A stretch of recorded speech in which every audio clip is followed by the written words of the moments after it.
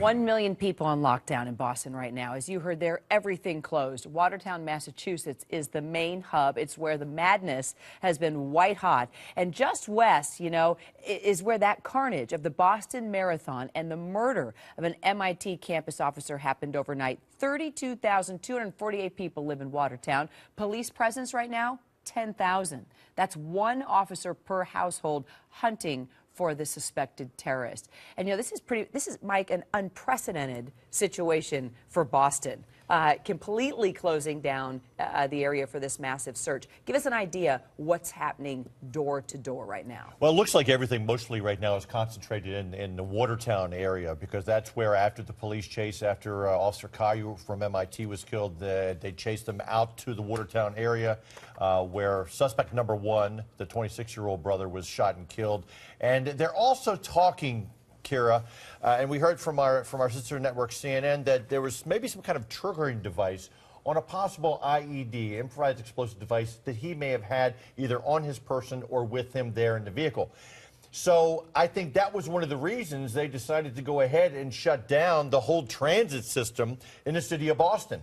Subways, trains, buses, taxis, because where were they going with this? Did they have it there in the car? But when you have a self-initiated kind of trigger device on an IED like this, that says to me, as a former investigator and someone who's worked a lot of bombings, that says to me they were going somewhere, maybe to set this off somewhere. We don't know.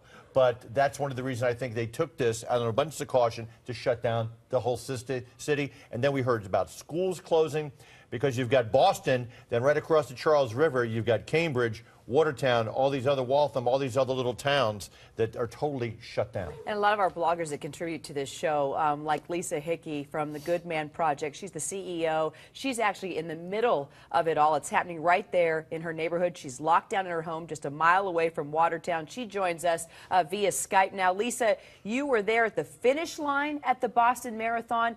Now you're on lockdown. Describe to me what's happening right now in your neighborhood.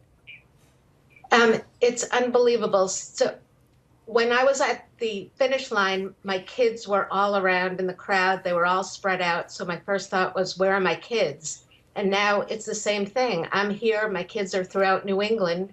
And so we're trying to keep in communication as much as possible. But the safety of people who are in this area is unbelievable. There are helicopters, there are sirens, and then there's complete silence for a while. So how has this impacted your family and your kids, and how are you talking about this? How much are you talking about? We're talking about it a lot. We're talking about the fact that they're scared, that it feels like a war zone, that we have to keep talking about it with each other and keep trying to process it together and understand what's happening. Good idea, Eric? Absolutely, absolutely. The more you communicate about these things and have them out in the open, the less they can get buried. In our country, we've been very fortunate to have so few events that in other countries, unfortunately, this is an everyday occurrence.